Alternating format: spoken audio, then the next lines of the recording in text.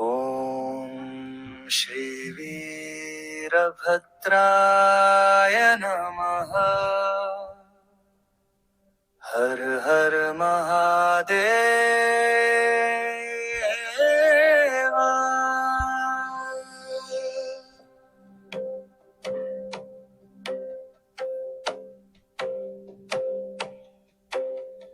गाणाळु क्षेत्रवासं वीरभद्रं भजाम्यहम्। भक्तपालन तत्परं शिवरूपं नमाम्यहम्।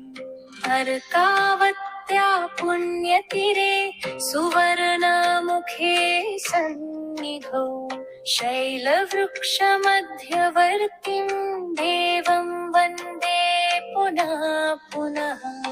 अश्वत्थवृक्षछायायां भक्तानुग्रहकारकम् शान्तिक्षेत्रनिवासं तं वीरभद्रं भजाम्यहम्।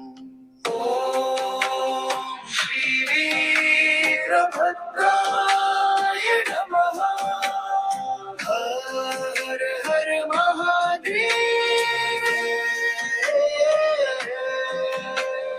महाशिवरात्रिकाले दीप्तकोण्डविहारकम् भक्तहृदयानन्ददं देवं वन्दे पुनः पुनः।